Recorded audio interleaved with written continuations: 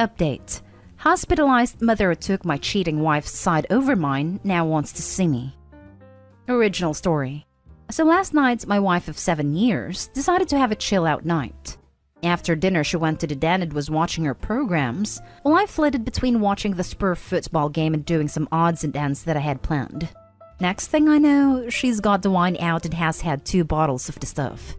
At around midnight, I went to check on her and seen she was out cold on the couch. So I went to scoop her up when her iWatch thing buzzed and a message popped up on the screen. It said something along the lines of, "Haha, I can't do that. I hope you would knock the 7 shades of crap out of me." I wondered what the hell that was all about. So I pressed on it, and it was a conversation between my wife and a friend of mine. Now, I wouldn't say this guy's a close friend of mine, but he's someone I've played 5-a-sides with for years, drank with, and have known since we were teenagers. We used to call him Jacket Holder because when we got into scraps as teens, he'd always be the guy holding the jackets while everyone else went for it. Right, so as I said, I pushed on a conversation while this thing is still attached to her wrist and scroll up to the top. And as far as I can tell, it's him that contacts her first, unless she has deleted. There's lots of flirting and wink-winking going on, but nothing that you could outright say was cheating. Then I get to last night, and when she's drunk, she starts openly begging him for action. I couldn't believe my freaking eyes. I'm paraphrasing here because I can't remember the exact words, but she was saying stuff like how much she had always wanted him, how no one would ever find out if he did want to do something. And the last one that freaking killed me? That she was great at keeping secrets. I tried to scroll on her watch but couldn't find any other messages, and I don't know her phone passcode. I put her in her bed and just sat in the kitchen in shock until I fell asleep. Then got up for work about 5:30. When I went to get in my work van, I just slunked down on the wheel and realized I couldn't face it. So I went back in the house, grabbed a half-drunk bottle of vodka, filled to the top with Coke, and went on a way down the railway line. We live beside a lot of woodland, and a disused railway line that goes for miles, and I've walked about half the length of it. I'm sitting under a railway bridge like a freaking troll right now, just seething at the whole thing. You'd probably think there's a fire going from about a mile away due to the steam coming out of my ears. So what do? I don't want to speak to her. I can't even bear to look at her after reading that crap. It was like a dagger through my heart. I just feel like every morsel of love I had for her has evaporated into thin air after reading her begging like that. Freaking yuck. I honestly want to ghost her, man. If I could, I would never speak to her again. The whole "I'm great at keeping secrets" was the thing that really got me though. Like, who even are you? It reeks, but it's a case of how far down the rabbit hole do I want to go. I don't care if I'm being honest. I'm just done. I've never felt so betrayed and disgusted in all my life. The thing is, I've invested so much in her not just as a partner, but as a person. I loved her so much, and thought her personality, and by extension my personality, reflected that of good people. To realize she's a backstabbing snake makes me feel like a snake. I feel like a worse person than I was yesterday. The only way I can describe it is for someone you looked up to, took advice and life lessons from, to suddenly find out they were a pedo or violator, or just a downright creep. Your entire perception of yourself and who you are would be shattered, because you've took on board what they've said and invested time to a creep. God, I'm rambling nonsense. I apologize. I'm lucky that our house is owned by my parents, who 6 years ago moved to a retirement village and we moved in. The house will be bequeathed to me when they die, but I don't and hopefully won't own it for a long time. They couldn't be bothered with the upkeep and all the problems, etc., and wanted to see out their final days in peace, so when we do divorce, my soon-to-be ex won't be getting her hands on it. So what do I do then? I'm honestly thinking of just not saying a word and throwing her right out. Also, while walking here, it went through my mind to get my mate who's a locksmith to quietly change the locks today. I could feed her any old garbage about something from the doors being broken. She won't care what's going on anyways, as long as I'm about. Then after it's done, lock the front door and tell her to come out and look at something out the back. When she comes out, just run back in and lock the door behind me. That sounds childish as hell, doesn't it? Ugh. Seriously though, I don't know what I'm gonna do. I'm staring at a bottle right now and my life feels like it has been ripped apart at the seams. As for that prick so-called friend of mine, there's no doubt he was up to something here. There's also no doubt I wouldn't have caught wind of this at all, so I'll be seeing him very soon. Never mind holding jackets, he'll be holding his face. First update, October 28, 2020. Thank you everyone who reached out to me after my first post. It was really appreciated. So yesterday, after I had written the post and was in a complete mess, 2 dog walkers came over to check on me as I was obviously concerning them. I told them everything. They listened. And the first thing one of them said to me was, "Son, the worst thing you can do right now is drink. It'll cause carnage." I have to thank her for that because I was on the highway to hell at that point. I threw the vodka away, got in touch with a friend, and decided I could come to his for a while to calm down. He was at work, but told me where the spare key was. We live in a small town of around 15,000 people and it wasn't too far away. So once I got there, I sat on his couch, just trying to calm down. Throughout the morning, I was getting multiple texts and phone calls from my wife asking where I was and what the hell was up, as my work van was still sitting in the driveway and I was nowhere to be seen. I texted her back telling her that there was a problem with the engine. So I got a lift into work, which she seemed to buy, as she just texted back saying okay. When my friend got back from his work at about 5 o'clock, I told him everything that had happened and asked him his opinion. I also told him not to tell anyone about jacket holder, as that might then get back to my wife, which I didn't want at this point. I would deal with him later. By that I mean I'll expose what a little rat he is. Knocking crap out of him doesn't help me at all as of now. As an aside to the people saying he'd done nothing wrong, he messaged my wife first. He was being extremely flirty. What the hell is he even playing at messaging my wife for in the first place? He only knows her in passing, from afar. Look, I've got no problem with 2 adults conversing with each other, but they hardly knew each other, and it was flirty from the start, as far as I could tell. I think they've seen each other while out and about, and it's gotten flirty then. So my friend convinced me to try and keep a low profile, and see what I could dig up, but at the same time speak to a lawyer and get the ball rolling in terms of finding out my options, which I have done today. He took me home about 6 o'clock and I was honestly dead on my feet by that point. I think the adrenaline pumping the entire day then suddenly stopping knocks it right out of you, so I was extremely tired when I got home. The second I walked through the door, I knew something was up, as my wife was on me right away asking me all sorts of questions about work. I asked her why does she even care, and she said that I left my big flask in my lunch bag in the front passenger side seat, and something's been up today. She could feel it. I was about to lie, but I was just too tired. I couldn't be bothered putting any sort of charade up. So I said, yeah, there is something up. That when I was putting her drunken butt to bed last night, a message came up on her iWatch, which I read, and all the other ones. That she was a freaking disgusting cheat that I wanted nothing more to do with. Her demeanor went from an arms-crossed person in power to scared little girl within about a second. Good at keeping secrets, eh? Begging that little rat for action, eh? Yep, read it all. She started sobbing and I just walked away and upstairs into the shower. When I got out, she was sitting on the top stair crying still, and the excuses started right away. How she was drunk, vulnerable, had never done anything like that before, how he had messaged her first and it didn't mean anything, and that she was never going to go through with it. Pretty much everything that everyone on here was saying she would say, like she had a playbook out. The only thing she didn't do was try and blame me. She probably knew I would have thrown her right out the door if she had tried that crap. I told her that I wanted a divorce and her out of the house within a month. I also told her that she was moving to the spare room. I've been pretty much ignoring her ever since, just scowling at her and shaking my head when she starts waffling nonsense as I don't want to hear it.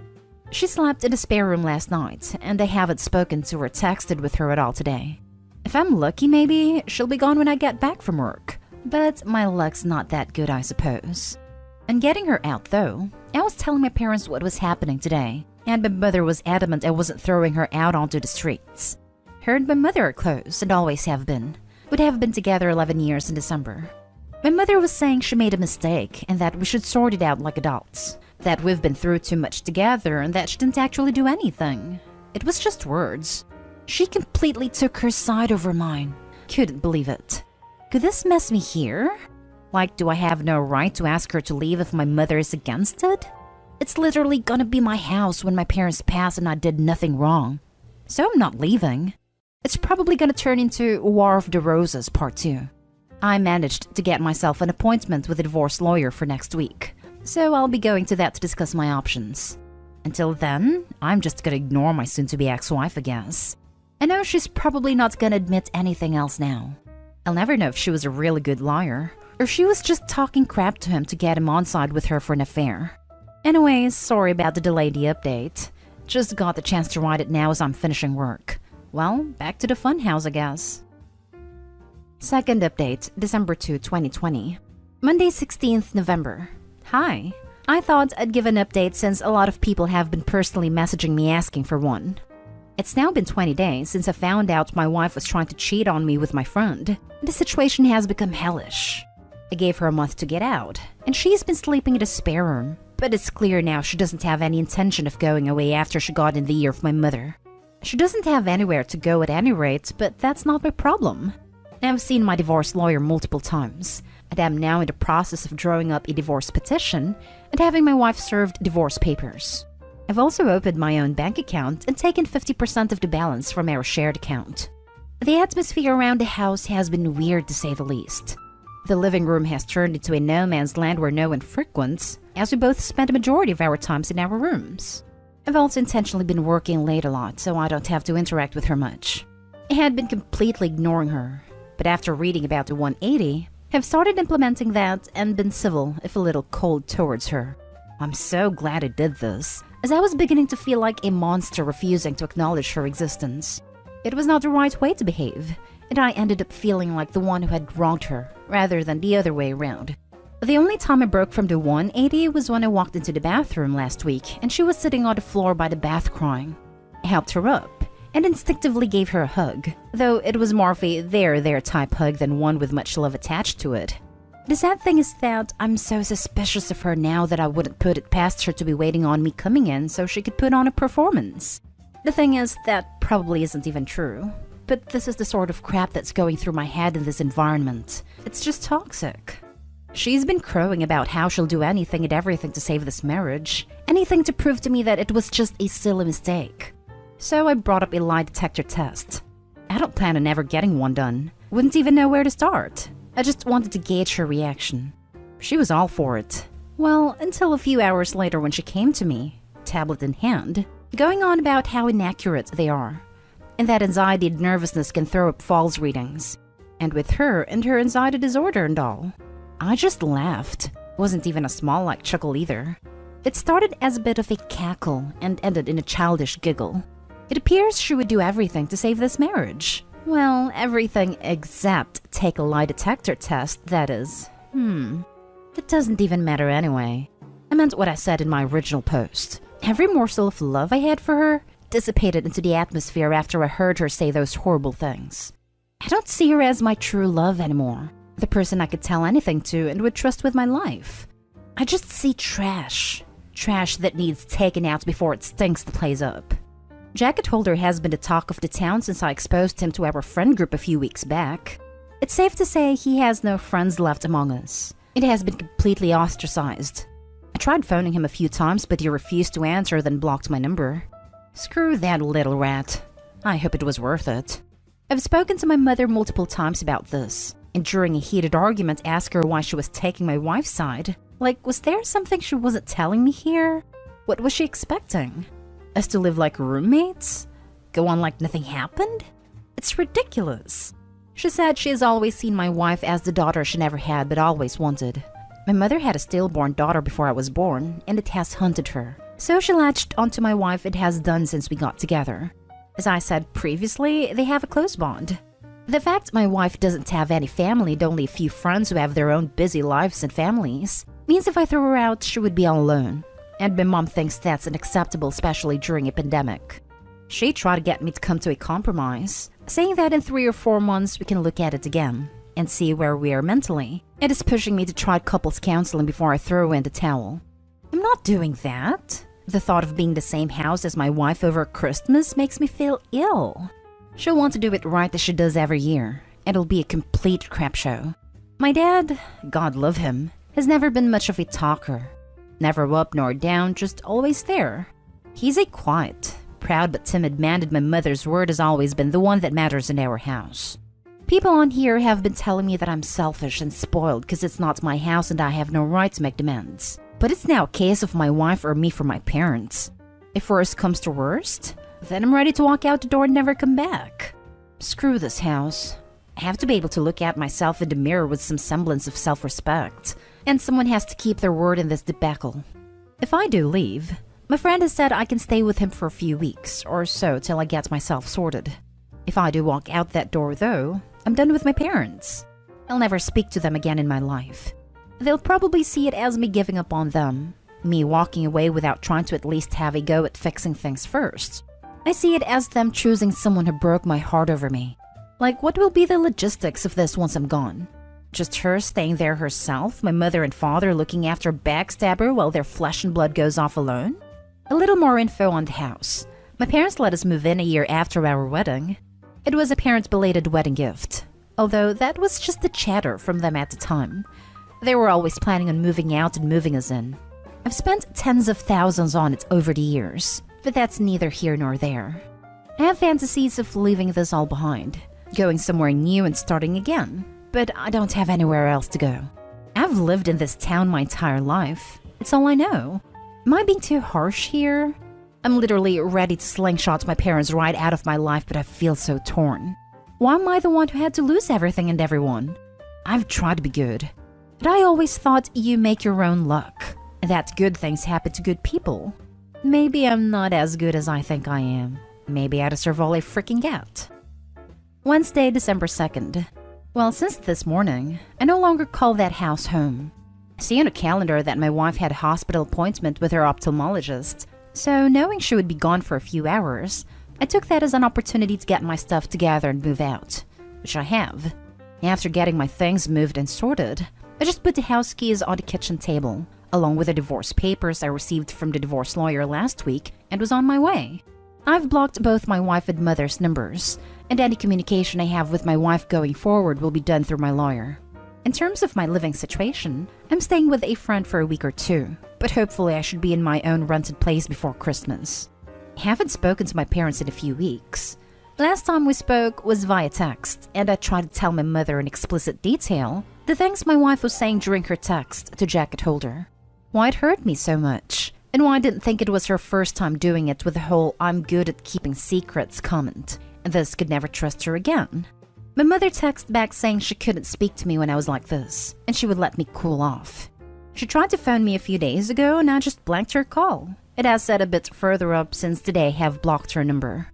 I feel so let down by my parents, and at this point, it almost feels worse than the original betrayal for my wife. The way I'm feeling right now, I don't think I'll ever speak to them again.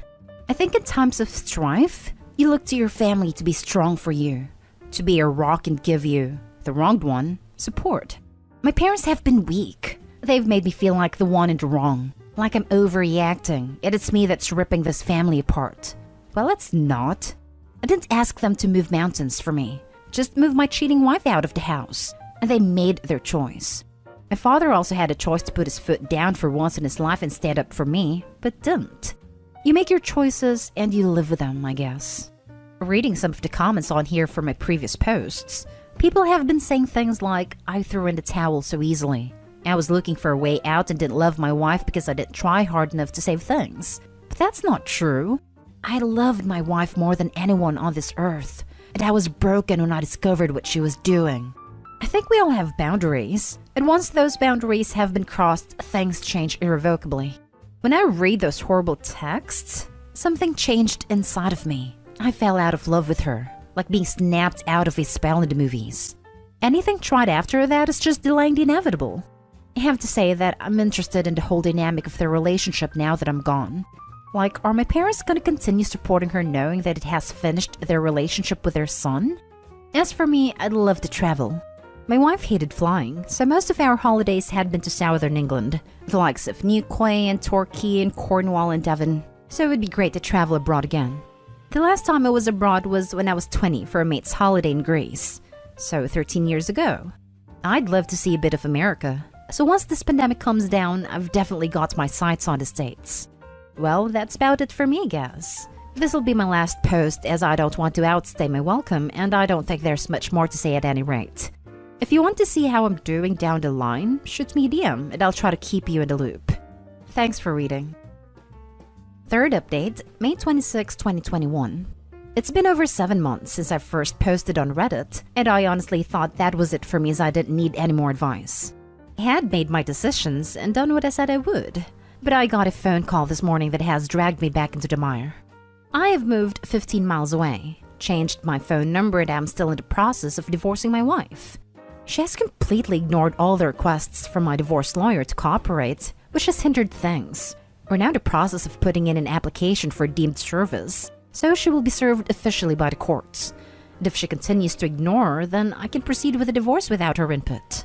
Well, this morning while at work, I got a phone call from my friend telling me that my dad was trying to get in touch as my mother's not well, and would it be okay if he gave him my number.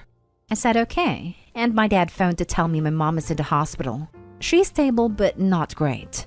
Obviously, I was shocked, as I've not heard my dad's voice for so long. It was also the most emotional I've ever heard him. He told me my mom really wants to see me, so would I meet him at the hospital tonight and go in and see her with him? I said okay, and I've arranged to meet him outside the hospital. I ended up going home from work as I couldn't concentrate, and I'm climbing the walls here wondering if I made the right decision. Wondering if I'm about to get dragged back into this crap show that I walked away from. I've never felt so nervous in my life, and the lack of control I have over the situation has sent my mind spiraling in lots of different directions. I feel like I'm walking into a burning building blindfolded, with no idea where the exits are. Why does she want to speak to me now? Has she had a change of heart? Unless she's also had a personality transplant while in there, I find that unlikely. Will my wife be there? I have no interest in never seeing her again. I'm still angry about what transpired with them, and the way they took my cheating wife's side over mine. I've been going back and forth in my head about going at all, but I will go. I was also thinking about maybe seeing if she wanted to speak over the phone instead, but not sure if she would do that or even if she's well enough. I feel like the bad guy here, and that I might have caused this from walking away. How would you handle this? Any advice would be appreciated. Fourth update, May 29, 2021. So I ended up going to the hospital on Wednesday night after much toing and froing. I was genuinely about to back out the last minute as I felt my bottle crashing. But I needed some closure, and knew that I wouldn't forgive myself if I didn't go and something happened. When I drove into the hospital car park, I had this surreal feeling of extreme paranoia and was half expecting my wife to jump out from behind a bush or something. I met my dad at the entrance, and it was pretty awkward as he tried to hug me and I said no. I then said if my wife is here in any way, shape or form, then I am about turning it out the door. He assured me she wasn't, and we made our way to the ward where Mom was. When I see my mother, I got the fright of my life as she looked like she had been in the wars. Never have I seen her look so frail. She's got an extreme black eye, also a lot of bruising and purple/yellowness down one side of her face. She took a serious fall, broke 2 ribs, shattered her elbow and banged one side of her head/face on the ground. So elbow, ribs, then head in that order. She looked zombified, but perked up when she seen me. She told me how much she's missed me, and that she wasn't sure she'd ever see me again. I told her if she had really wanted to get a hold of me, she could have done. We spoke for a bit about what exactly had happened, and how she was down for a few hours before my dad found her. Also that she was determined to get back to normal and mend bridges with me. I brought up my wife, and that I had been pushing for a divorce, but she was either ignoring the letters or wasn't getting them, so I asked if she's still in the house. Mom admitted she was, and Dad started to look uncomfortable. I just looked away in disgust. Mom started saying how lost my wife is without me, and that she's not in a good way. I knew then that nothing will change. She's not had an epiphany or seeing things from a new perspective. She just wants the status quo back. She said that the house is my home and always will be, but I told her I don't want it. It means nothing to me anymore, and all it holds is a lot of bad memories. I stayed for under an hour all in all, and when I left, I said if I want to get in contact I will, but don't be waiting over the phone for me to call as you might be waiting for a while. When Dad walked me out, he asked if I would keep in touch with him, and I said I would. Whether that's right or wrong, I don't know. Time will tell. When I got home, my emotions were a bit all over the place, from sadness to anger, but I'm glad I went. Couldn't help think about my wife as well, and what she once meant to me. It'll never not hurt. When I think about everything that's happened in the last 7 months, it honestly doesn't feel real. The speed at which everything fell apart was just spellbinding. I know life comes at you fast, especially when you're not paying attention, and I wasn't paying attention. It was just sheer luck I found out about her trying to cheat on me. Cosmic coincidence, nothing more. I never seen the signs or put everything together.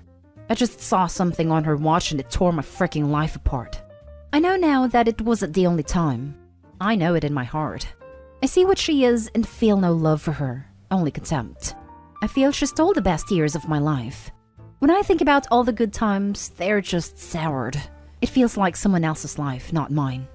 My friend was saying I should see a therapist or something to try and let everything out, or else this will fundamentally change who I am and the way I build relationships going forward. That's something I'm going to do, I think, as I do feel a bit broken inside. The last 6+ months have been the worst of my life, but I'd rather they happen than being kept in the dark. I'm just sad that it happened the way it did, but you can't choose the way someone screws you over, I suppose. You just have to learn from it. I remember reading about loyalty being the most undervalued character trait. And I see that now. Probably because you don't really know if someone is truly loyal to you until, well, they're not. It's not something you deal with every day, but now more than ever, I know how important a trait it is. Now for the final update, July 2021. Firstly, I'm now in the home straight in terms of divorce from my wife. She has signed the divorce papers, and now all that's left are the formalities. She sent me a message via my dad where she said she's sorry for not letting me move on, that she thought she could save things, but now she knows she can't, and she has to move on for her own well-being. I thank her for seeing sense.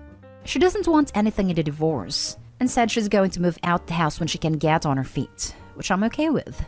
In terms of my mother, I haven't spoken to her yet, but my dad said she's doing a lot better after getting out of hospital and getting some normality back. I don't know how things will pan out with them, but I've said that if the house is going to be mine, then I want them to put it into my name now. To give me some security, then we can start trying to build bridges. We'll see how that goes.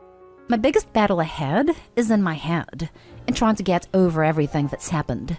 The brain is a wonderful yet frightening thing. To give an example, I can still taste the truffles I scoffed, then threw up, at my grand's house when I was like 5. I've never ate truffles again, but I can still taste those freaking things 30 years later when I think about it. What I'm getting at is, I don't want to harbor thoughts, feelings, and opinions about everything that's happened 30 years down the road. I don't want to be one of those older people who's had everything good knocked out of them by the pain of life. You often hear about those people, how they used to be good, kind, or funny, but somewhere along the line they've had experiences that have forever changed them, turned them into a person they never wanted to be, and all that's left is pain. I don't want to be that person. I have to let this pain go before it consumes me. I have started therapy and spoken to a psychiatrist both over the phone and in person, and it has helped me a lot to speak candidly about everything, if only for a little while. My psychiatrist also said something to me that really struck a chord. When I was moaning about how my best years were behind me, she said, "Your best years are the years you've got left." What I think she meant is that past is gone. It doesn't exist, except in your mind. But the here and now does, and you can choose to make the most out of it, or live in a past that isn't real to anyone but you. It's definitely a phrase I'm going to try and remember when I feel down. I said in one of my previous posts that I wanted to travel, and that is finally happening. My friend has committed to come with me, and we've booked a flight to New York at the beginning of October for a week. Really looking forward to it. Always wanted to see New York when the leaves change. Reminds me of that movie You've Got Mail. I want this to be just the beginning of my adventures in terms of traveling. I want my latter 30s to be littered with memories from escapades I've had abroad. Well, that's the plan anyway. All I know is that for the first time in what seems like a long time, I'm waking up with hope in my heart and a spring in my step. If that's not progress, then I don't know what is.